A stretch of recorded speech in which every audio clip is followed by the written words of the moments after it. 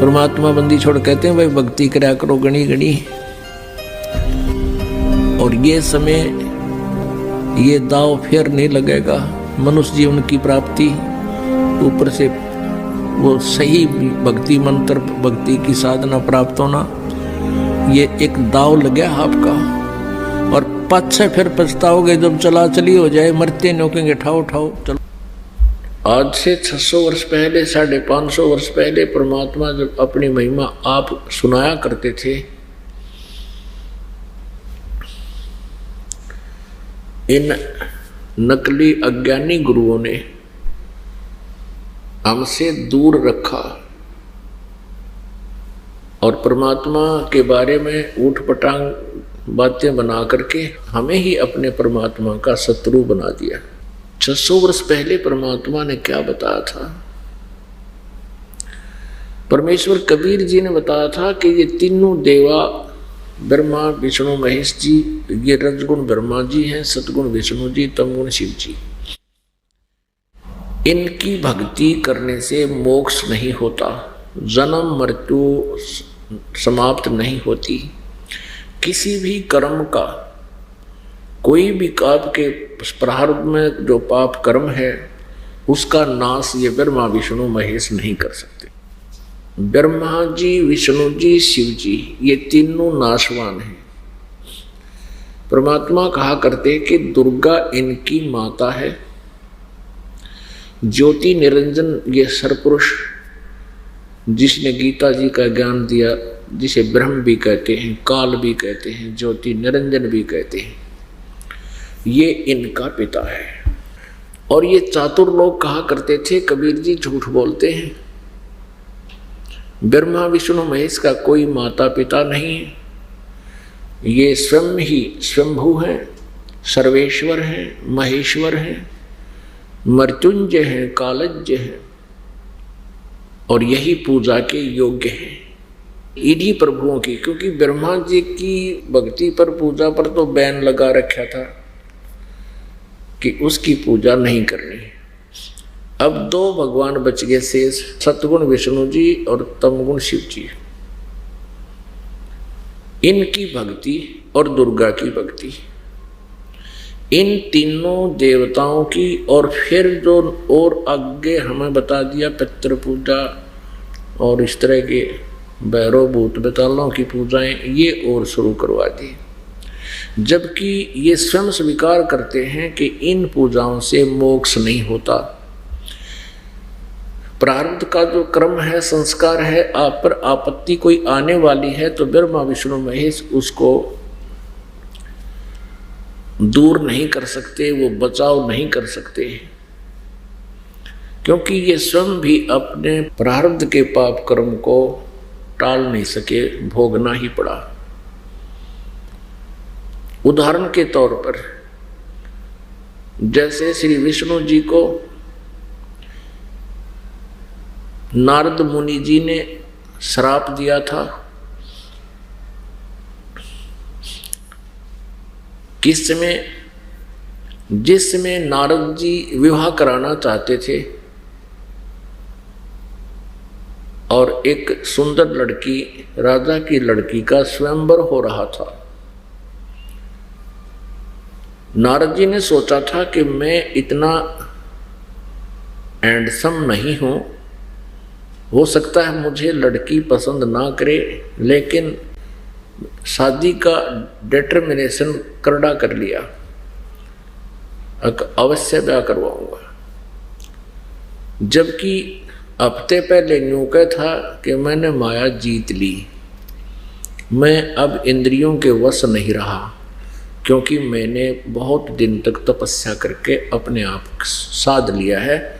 अब मैं इंद्रियों से ऊपर उठ गया, वासना का नाश कर लिया। लेकिन फिर क्योंकि काल जो है, इसको ये चिंता बनी रहती है कि यदि ये व्यक्ति, ये प्राणी संतानों उत्पत्ति नहीं करेंगे और वासनाओं को नाश कर लेंगे किसी अभ्यास से, तो फिर मेरा आहार उत्पन्न कैसे होगा? क्योंकि इस ज्योति निरंजन को इस सरपुरुष को, काल भगवान को 1 लाख मानव शरीरधारी प्राणियों के सूक्ष्म शरीर से, इसमें से जब शरीर में से एक सूक्ष्म शरीर में प्राणी होता है निकल जाता है, और सारे जीवन में जो भी ये चटपटे आहार जो भी खाता पीता है उसका भी अंश कुछ सूक्ष्म शरीर में जमा होता है, डिपॉजिट रह जाता है, उसको तपतशिला पर भूनकर खाता है। इसको श्राप लग गया। तो इसको यह बात अच्छी नहीं लगती कि कोई अपनी इंद्रियों पर काबू करके संतानों उत्पत्ति ना करे। इस उद्देश्य से अब नारद मुनि के मन में यह प्रेरणा होगी कि ब्याह करवाऊं, क्योंकि राजा की लड़की का स्वयंवर हो रहा है, पूरा शहर सजा रखा है, स्थान स्थान पर बैंड बाजे बज रहे हैं बड़े सुरीली आवाज में। ये ब्याह के बाजे बहुत कसूते हैं और ये आदमी को विचलित कर डालते हैं। वहाँ के गीत, फिर वहाँ साज-बाज देख कर नारद जी के मन में विवाह कराने की प्रबल इच्छा होगी। तो नारद जी ने सोचा भी मैं तो पसंद आऊँगा नहीं, क्योंकि लंबा चौटा और बाकी मुंड मुंडा रखा, क्यों ना भगवान से, श्री विष्णु जी से उनका रूप मांग लूँ, उनका वो बहुत सुंदर है। इसी उद्देश्य से एकांत में जाकर भगवान को याद किया। श्री विष्णु जी प्रकट हो गए। कहा क्या चाहते हो मुनि जी? नारद जी ने कहा कि मुझे हरि रूप चाहिए, हरि का रूप चाहिए, आपका रूप चाहिए। हरि माने बंदर भी होता है, संस्कृत में हरि माने बंदर भी होता है। विष्णु जी ने कह दिया तथास्तु। अब नारद जी ने सोचा कि अब तो बहुत सुंदर हो गया, तेरे बराबर तो कोई रहा नहीं, और उसका लग गया बंदर का मुख। अब वो पहुंचा स्वयंवर में, सब देखे जानते यूं किया आ गया। तो उसने, नारद जी ने सोचा तेरे तरफ सब देख रहे हैं इसलिए तो बहुत सुंदर है ना, इसलिए सबकी दृष्टि तेरे पर ही आगे टिकी है, और लड़की ने तो पसंद कर ही लेना हूं। तो जब वो लड़की वरमाला लेकर, क्या प्रोसीजर होता था,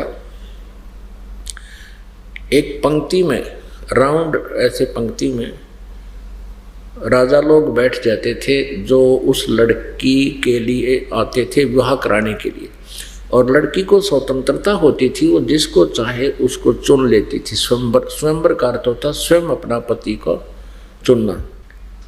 जब वो लड़की नारद मुनि जी के पास से आगे निकल गई तो उसने सोचा ये यूं के चाड़ा हो गया भाई, ये क्या चक्कर हो गया कि लड़की ने मुझे पसंद नहीं किया। तो उसने सोचा शायद ध्यान ना पड़ा होगा, उठ के पीछे के जाके, आगे खाली चेयर थी वहां फिर बैठ गया जच के, हरनो कस गया सबसे आगे। अब लड़की ने वो थोड़ा सा बैक होगी एक कदम और आगे चली गई। नारद जी असमंजस में पड़ गए, टक्कर के पड़ गया। तब किसी उसके साथी ने उसको दर्पण दिखा दिया कि ऋषि जी हम ही यहाँ से उठने वाले हैं तुझे देखकर। तो लड़की ने तो दूर होना ही होना था। अब देखा जब उसने अपना चेहरा कि तो बहुत बूढ़ा मुंह लाग दिया मेरा, तब उसने बिना गिनती की गाड़ दी श्री विष्णु जी को, तेरा नाश हो तो सदा छल करता आया है, और तू जैसे आज मैं एक पत्नी स्त्री की वियोग में दुख पा रहा हूँ, एक पूरा जीवन तू स्त्री के, अपनी पत्नी के वियोग में बिताएगा, और तेरी रक्षा भी मेरे जैसे मुख वाले ही करेंगे। अब कहने का भाव यह है कि श्री विष्णु जी को यूं श्राप लग गया नारद जी का। विष्णु जी ने जन्म लिया इस शापवश राजा दशरथ के घर श्री रामचंद्र के रूप में। युवा हुए, युवा होते ही विवाह हुआ, विवाह होते ही कुछ दिन के बाद वनवास हुआ। वनवास में 2 ही वर्ष के बाद उसकी पत्नी का अपहरण हुआ। फिर बहुत ज़्यादा संघर्ष हुआ, लाखों आदमी, करोड़ों व्यक्ति मर गए युद्ध में। रावण के साथ युद्ध किया तो उसको छुटा कर लाए। अग्नि परीक्षा लेकर श्री रामचंद्र जी ने श्री सीता जी को स्वीकार किया था। अग्नि में जलाने के लिए पठा दिया था कि यदि तू जल गई तो तू कलंकित है, नहीं जली तो मैं स्वीकार करूंगा। ऐसा ही किया और सीता जी नहीं जली। एक पाक साफ जानकर सैकड़ों हजारों की संख्या में उपस्थित व्यक्तियों के सामने ये परीक्षा लेकर के श्री रामचंद्र जी सीता जी को घर लाए। फिर कुछ दिनों के बाद एक धोबी के व्यंग से सीता जी को घर से निकाल दिया, जिसमें वो गर्भवती थी। उसके गर्भ में लव नामक पुत्र था। आजीवन सीता और श्री रामचंद्र जी का मिलाप पुनः नहीं हुआ। पुण्यात्मा रामचंद्र जी कितने अच्छे राजा हों, कितने नेक व्यक्ति रहे हों, चाहे वो 3 लोक के भगवान भी रहे हों, जिस व्यक्ति की पत्नी बच्चे कहीं और वो कहीं, वो सपने में सुखी नहीं हो सकता। उसको रह रहकर वो कसक दुखी करती रहती है। तो इस प्रकार पूरा जीवन श्री नारद जी के शापवश अपनी पत्नी के वियोग में श्री रामचंद्र जी ने व्यतीत करना पड़ा। अर्थात श्री विष्णु जी उर्फ श्री रामचंद्र जी अपने भी पाप को, अपने भी श्राप को नहीं नाश कर सके तो औरों का ये कैसे कर सकते हैं? साधकों का पाप नाश, श्राप नाश कैसे करते हैं? अभिशाप को चाहे श्राप को, फिर प्रारब्ध कर्म ही होते हैं। ये जो श्राप वश भी जो भोगना होता है, ये प्रारब्ध कर्मों में भी आता है, क्योंकि पूर्व के जो श्राप होते हैं वो प्रारब्ध में लिखे जाते हैं।